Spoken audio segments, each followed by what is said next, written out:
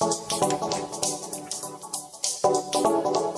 morning, friends. Greetings and welcome to The Bright Side, your nutritional program dedicated to the understanding of the vast world of nutrition and nutritional supplementation. I'm your host, Pharmacist Ben, nutritional pharmacist from Boulder, Colorado.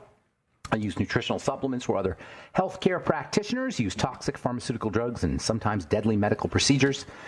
If you suspect that there are natural nutritional roads to your vitality and health and well-being and to addressing your health challenges, whatever they may be, but you don't know where to begin, you have come to the right place. As you listen to The Bright Side every day, you are more and more in control of your body, you are more and more knowledgeable, and you know you can overcome any health challenge. That is why we are here every day in The Bright Side, helping clear up the sometimes confusing world of nutrition and nutritional supplementation. Over the last 33 years of practicing pharmacy, I have seen drug-free recoveries from diabetes, hypertension, obesity, skin diseases like acne, psoriasis, eczema, rosacea, digestive ailments, autoimmune issues of all kinds.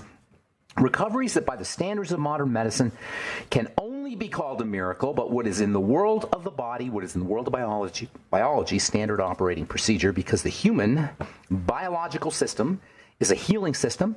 It's a regenerating system. It is designed divinely to heal and renew itself on a moment-to-moment basis. And while some folks may call that a miracle, it really is just the way the body works. If you have questions about health, nutrition, prescription drugs, if you want to wean yourself off your meds and get on a good nutritional supplement program, you've come to the right place. We welcome your calls on The Bright Side. 844-236-6010 is our number. If you have questions about the longevity products, longevity business, you can find out more about our longevity products at brightsideben.com, pharmacistben.com, or criticalhealthnews.com. You can also sign up to join the Brightside Ben team off the websites, brightsideben.com, pharmacistben.com, or criticalhealthnews.com, or call 866-735-2470 for more information. Also, would like to remind you to please check out our Truth Skin Health products at truthtreatments.com. We've got new products coming out here probably next week on truthtreatments.com. We've got a blog post. And also, if you like us on Facebook and follow us on Instagram, you'll have access to our Instagram Lives and Facebook Lives.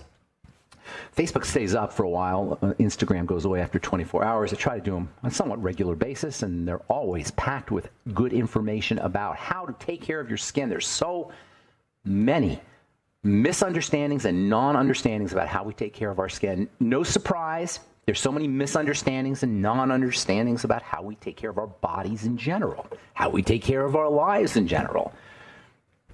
This is our theory of the case. This is what's happening as we see it here on the bright side. We're sicker than ever. Physical health and mental health markers are all dropping. We're living shorter. Our longevity's dropping. And we can't medicalize our problems away. The good news is we have power. The bad news is if we buy into the memes, we're going to lose our power. Yesterday, if probably some of you guys watched the debate, I watched that Democratic debate. I watched both of them. And just as I predicted, everybody's is all about health care for Medicare for all. And the big argument is, should you keep your private insurance or should you have Medicare? But everybody thinks drug prices are too expensive. Bernie Sanders wants to drop drug prices by half. And he sounds like a good guy and everybody cheers. Well, it reminds me of how the Stockholm syndrome, which is where when people get kidnapped, they end up falling in love with their kidnappers. People fall in love with their abusers. Oh, the pharmaceutical industry loves us. They love us. The drug companies want to make sure that we are really, really healthy. They've got all this wonderful stuff. Actually, they don't love us. That's not the meme. The meme is that they have all these wonderful drugs, but they're holding out on us. And they're making us pay a lot of money for these wonderful drugs.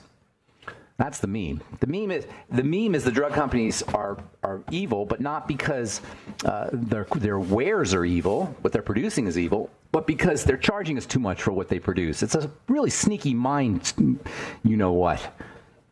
It gets you to think that the drug companies have these hidden cures for you.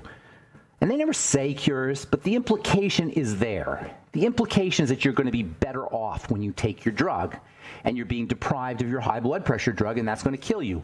Well, how about if we practice some SDR breathing? That'll lower your blood pressure. That's free. Now, I'm not saying Bernie Sanders is, doing this or any of them are doing it in an evil sort of way. They're just ignorant, like most people, not present company excluded. If you're listening to this program, the Republicans are going to do the same thing. They're going to have the same kind of some sort of healthcare system and with free medicine and free whatever. Bernie Sanders actually quoted Canada yesterday, and I always get the Canadian example. I always get a kick when people quote Canada or point to Canada as a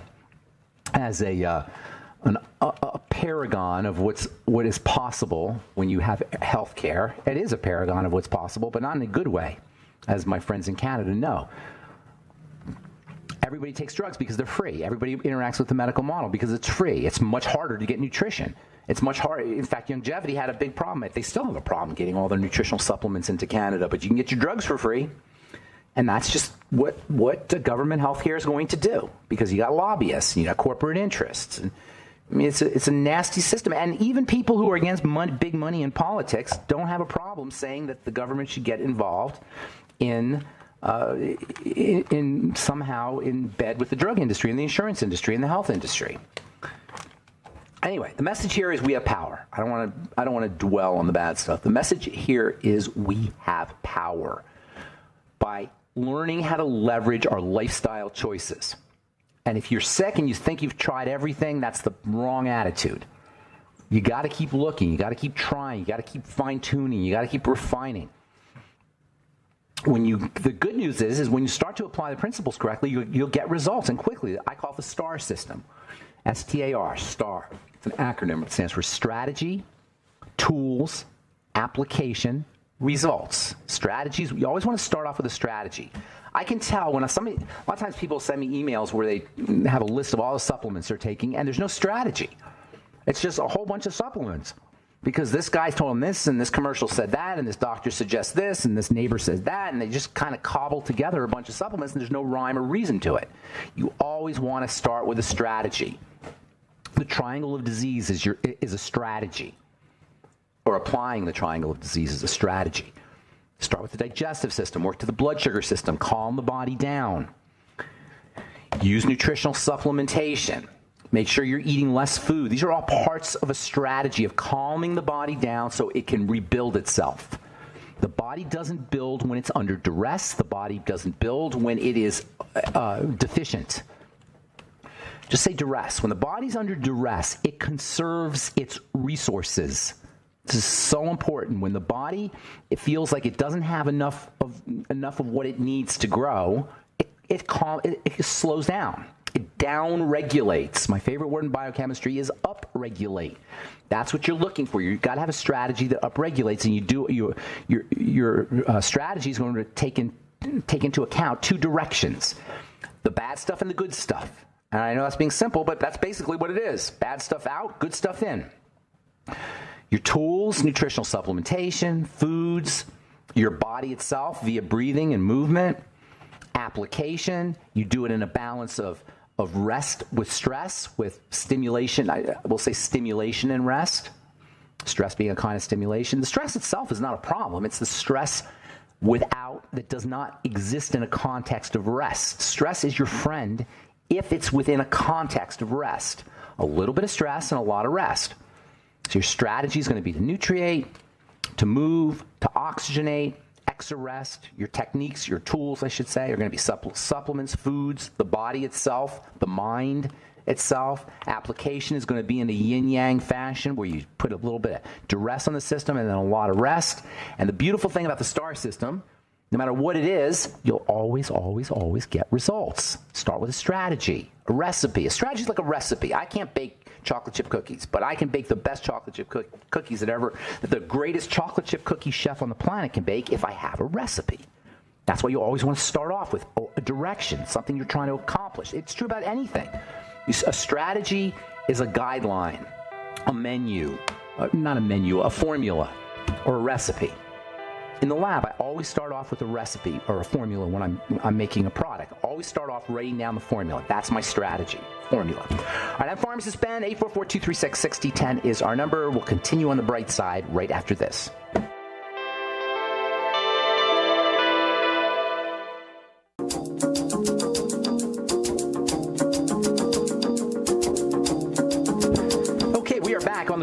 Side. I'm Pharmacist Ben. 844-236-6010 is our number. 844-236-6010. Got lots of lines open for you. We'll get to your calls in our next segment. We're on the air Monday through Friday on the Bright Side, 8 to 9 Pacific, 10 to 11 Central Time, and 24/7 on our archive page at brightsideben.com. Also, we've got a blog and YouTubes and videos, and if you just Google Pharmacist Ben, you'll get all kinds of stuff on the web. I've been doing videos and interviews since, oh my goodness, probably for 10 years now. There's all kinds of stuff out there. Some stuff is, 10 years is a long time. There's a lot of stuff out there from how I was. It's interesting to see yourself on video from 10 years ago. In any case, Google Pharmacist Ben or go to pharmacistben.com or brightsideben.com or criticalhealthnews.com. Also have a new website coming up, truthnourishment.com, with various products that I like, that you can't get anywhere else or are hard to find, and I just like them, and I think that they can help a lot of folks, so I just put them on my website. That's truthnourishment.com. Thank you to Robert Lundgren for setting that up. All right, so we've been talking about some of these techniques, these ideas, a lot of mental ideas, beliefs involving beliefs and mind strategies or lifestyle, let's just say lifestyle strategies for staying healthy. That's really what this program is about. It's about using lifestyle strategies to stay healthy. It's tools for having a really powerful, effective life. I consider myself more of a motivational speaker than a nutritionist. I want to motivate people, not just about health, but about life. There's a really cool website, by the way, called medium.com. Medium, just like it sounds, medium.com. It's got kind of interesting articles. This is an article I caught this morning. You must open your mind to see the hidden layers of reality. An open mind is not limited by fear. Quote, there are many layers to reality other than the physical, temporal, mental, and emotional. These layers have become hidden through our choice of beliefs. It is therefore us that has come to hide from them through not focusing upon them, on these beliefs. We hide from our beliefs. We don't want to see our responsibility, our mental responsibilities for how our life shows up. And this, if we do happen to perceive one of these layers, continuing on in this article, if we do happen to perceive one of these hidden layers, we have powerful mechanisms that tell us we did not perceive what we think we just did. These mechanisms operate through fear. The fear drives our ability to quickly and effectively ignore or dismiss what we do not understand, present company excluded. You have to have an open mind to what you do not understand. You have to be willing to explore the hidden layers. If you're sick on the surface, there's a hidden layer that's driving it. As Quantum Jeff told us, hello Quantum Jeff, assume you're listening, he said the visible world always comes from the invisible world. In the world of health, where you see the illness is not where the illness begins. In the world of skin, where you see the problem on your skin is not where the problem begins. This is a fundamental pillar, a fundamental principle in healing. Where you see the problem is not where the problem begins. It's like a leaf in a tree. The classic example is leaves on a tree. The problem on the leaf doesn't start at the level of the leaf. The cause of the leaf problem is not on the leaf. It's in the root, and it's in the trunk. It's in the tree. If you want to be healthy, you got to go to the trunk, the tree, the trunk, and ideally the root. And the root is always going to involve, at least, it may actually be the direct cause of some kind of mental or a belief system, some kind of mental, bad mental idea or bad idea. Before we went to break, I was telling you about the STAR system: strategy, tools, application, results. You start with a strategy, whatever you want to accomplish. If you have a symptom, rest assured you got a problem. Your strategy should be, how am I going to reduce that symptom without drugs? If you can reduce that symptom, then you know you've addressed the problem. That's why fasting is so important. Fasting, for the most part, will reduce inflammatory symptomology, especially inflammatory symptomology that is periodic, that comes and goes. If you have inflammatory or pain symptoms that come and go, fasting is an ideal strategy. Calming the body down is an ideal strategy. Fasting is a tool or a technique. How do you fast? I get this question all the time. How do you fast? You stop eating. That's how you fast, and drink water and stop for a day. Or at least, maybe if you can't do water, a tiny little bit of celery juice. Celery juice is an amazing fasting aid because of the nitrogen. Nitrogen gives you power that has nothing to do with calories. Oh, yeah, oxygen's the same way. Oxygen gives you power that has nothing to do with calories. So your strategy is going to be to find a way to reduce the symptom. Fasting is the best way to do it. The strategy is going to be to calm the body down. That's what we're really talking about, is relaxing the body, allowing the body to stand down. Illness is a defensive response. Illness is based in defensive responses. When you calm the body down, you basically are telling the immune system, the defensive system, to stand down. Praise God, we have an immune system, but the problem is because of how we constructed our society and our culture at this point in history, our immune systems are constantly jacked up. So anything you could do to calm the body down, that's the first part of your strategy. And then you want to put the good stuff in. That's the second part of the strategy. Make sure you get your nutrients. Make sure you get food, quality food, nutrient-dense food, and not a lot of it. Calories down, nutrition up. Calorie restriction, optimum nutrition, the Cron diet they call it. Your tools are going to be supplements, good foods. How do you apply the tools? On and off. Stimulate, relax. Stimulate, relax.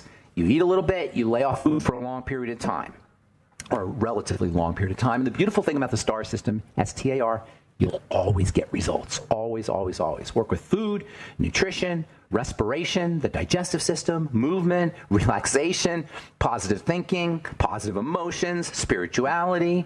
You can throw in forest bathing, or at least staying out in nature, service to your fellow man and woman, and dogs and pets and animals, service. Just the act of service activates the parasympathetic nervous system, the relaxation nervous system. Gratitude. Don't forget gratitude. Grace. There's an interesting religious or theological connection between being saved and grace. We're saved by grace. Well, guess what? Saved means safe. Grace means parasympathetic. You're safe when you activate the parasympathetic nervous system, because that's your safety nervous system. Service and gratitude are safety and parasympathetic. It's all, this is not airy-fairy. This is all based in biochemistry. Love, oxytocin, safety, visualization. High-performance athletes, NFL football players, NBA basketball players, Major League Baseball players, Olympic athletes. Visualization is a key component of their training. Visualization is part of their success. All high-powered athletes use visualization. What does that tell you? That means to perform.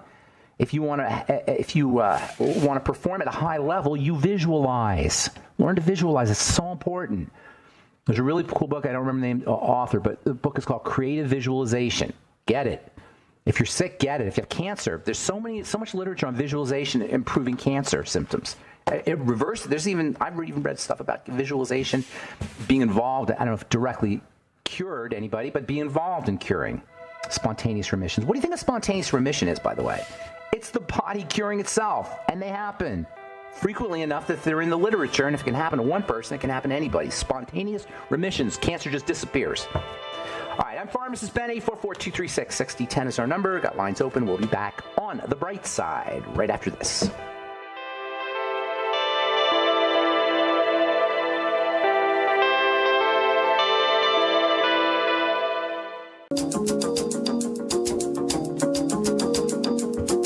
We are back on the bright side.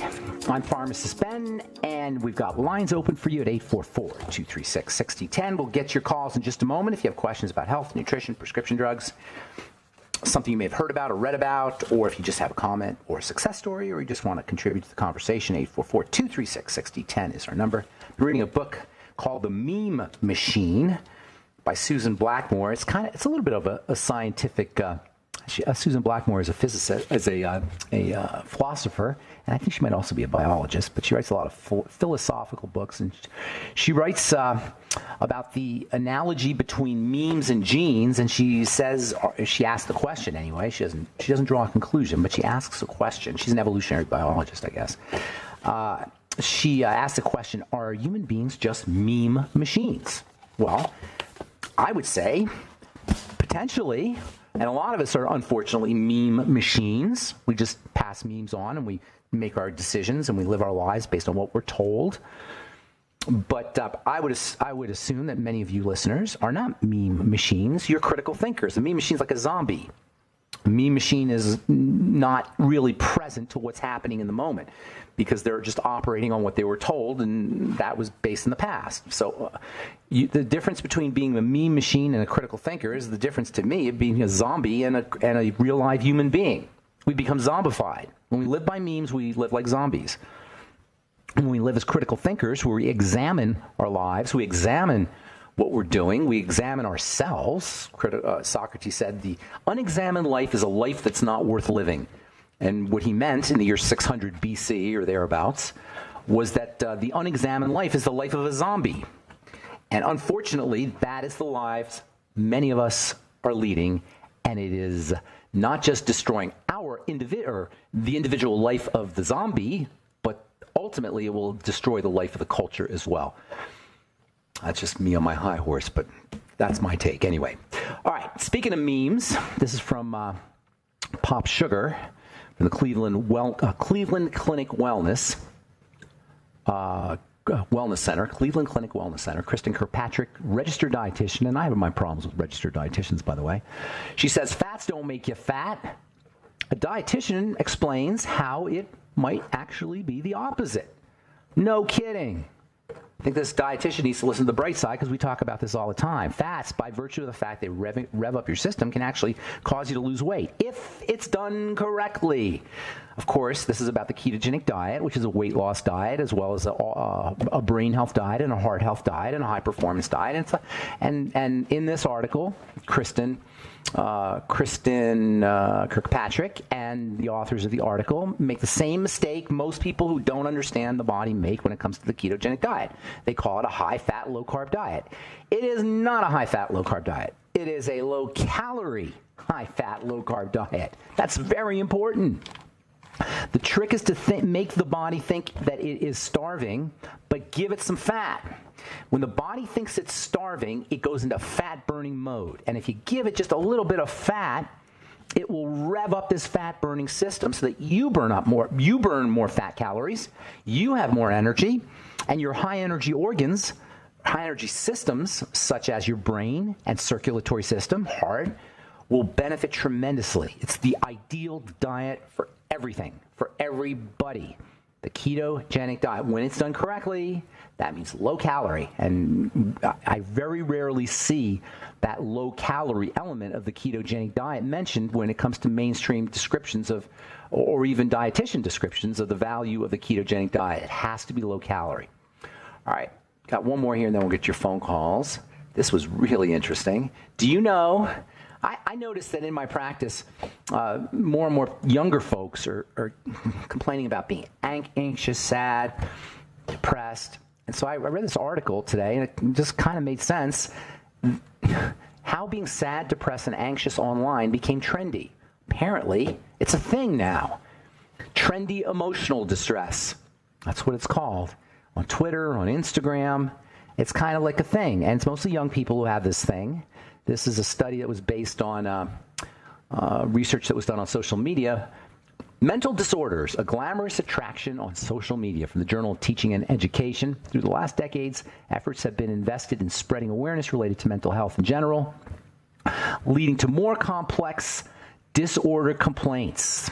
This work presents two studies illustrating the glamorization of some mental health diseases on social media and how youth, and it is mostly youth, I've noticed, young people as under in 20s, less under the 25 or and younger, I would say. Youth might be misled into wrong practices in that respect. The study also details the result of focus groups conducted at Consulting Center for University of Balmond, which will project the point of view of university students on that issue. So apparently it's a thing to be depressed. Look, if it's a thing, that's not a problem. As long as you're not the thing isn't in control of you, as long as you're in control of the thing. Interestingly, this is really funny. In the article, the author of the article quotes a book by a guy named James Ball called Post-Truth, How Bullcrap, and he didn't say bullcrap, How Bullcrap Conquered the World. That's a book I'm definitely buying. Post-Truth. We live in a post-truth world. You notice that if you watch the news, you don't know what to believe. It's a post-truth world. I got sick of post-truth. That's why I named my company The Truth. I got sick of dishonesty, and it's not just it's not just blatant dishonesty, folks. It's dishonesty that masquerades as the truth. That's what post-truth is. There's always been bullcrap, but now we got bullcrap that promotes itself as not being bullcrap. Post-truth, how BS conquered the world. James Ball. All right, got a full line here now all of a sudden, which is a good thing. So we'll get your phone calls. 844-236-6010 is our number. Good morning, Barry. You've been holding on a long time. Greetings, my friend. What's going on? Yes, good morning. Yes, I want to, I really like your comments, and I value them so much. And so you always hear people say about cancer feeds on sugar. What do you say? Cancer, all right, so let's real quickly here. Cancer is not cancer. There's no such thing as cancer. Do you know that, Barry? There's no such thing as lung cancer. There's no such thing as gallbladder cancer. There's no such thing as liver cancer. There's no such thing as skin cancer. Of course, I'm being slightly facetious here, but I'm trying to make a point. There's skin cell cancer. There's breast cell cancer. There's ovarian cell cancer. There's liver cell cancer. It's a cellular phenomena. The medical model wants to do this little trick they play, and I'm not saying they do it intentionally, they just don't know, to misdirect us away from the cellular nature of disease. The cell doesn't need much. It certainly doesn't need anything the doctor can provide, and that's why we don't hear about it. So what you had to do for the cancer, if you're going to address it, you got to recognize its cellular nature. First in the nomenclature, in nominalization, naming it. Don't say you have breast cancer, say breast cell cancer. Now we know we got to address the cell. A cancer cell is a cell that is in duress. It's overloaded. It's burdened. It's freaked out. It's like a baby that's been stuck in a bombed out city in World War II. If you can just picture what that looks like. Imagine like the worst bombed out city in World War II. Picture a baby sitting in the city with no mother, no father, just screaming and crying. It doesn't know what's going on. That's a cancer cell. And we, in our infinite wisdom, extract it or kill it or poison it or x-ray it or radiate it. But really, it's just a cell in duress. So when they say sugar feeds cancer, what they mean is cancer is a cell that has now developed a coping mechanism for dealing with the duress that involves it becoming a sugar burner, a sugar eater. Hang on, I'm going to finish this up when we come back from our break, Barry. Got to take a commercial. I'm pharmacist. Have you checked your...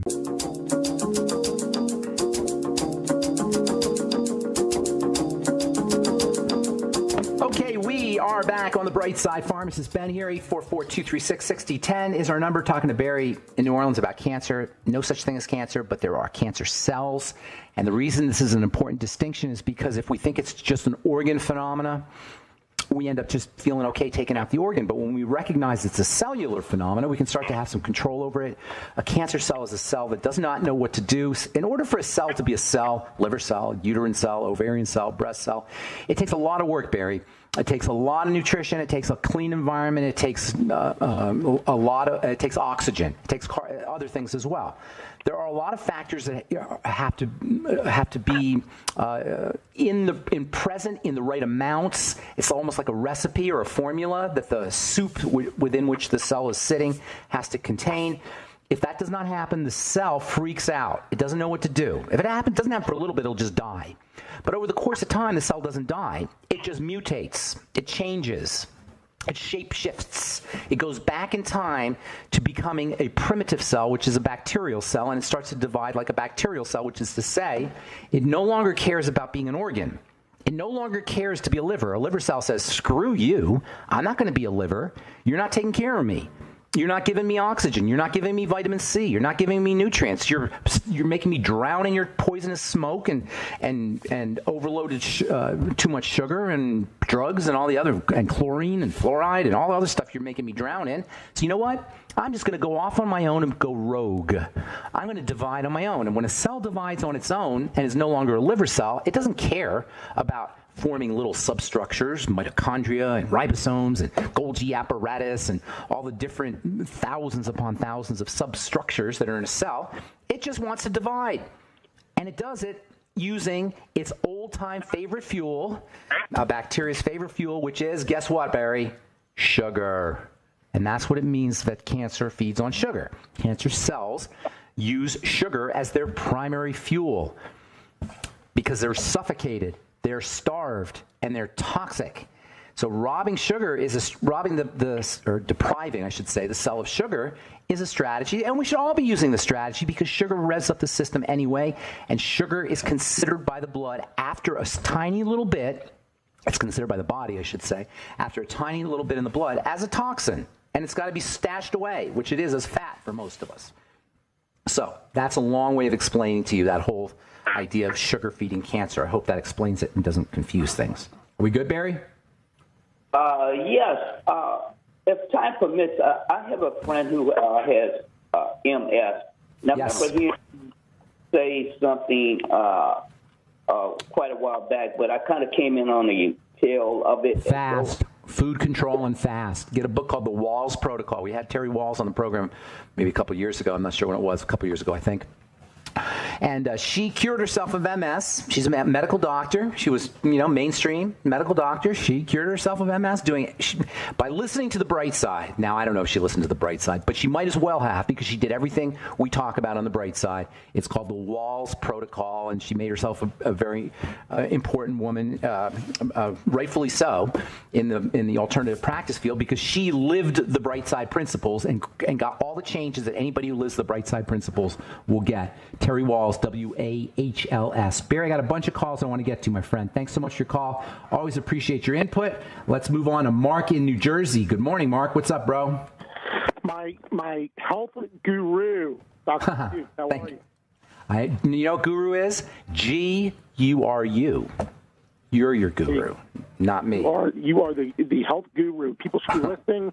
We've taken good care of our friends and family over the years with your advice and good deal. Keep a healthy Where in Jersey are you?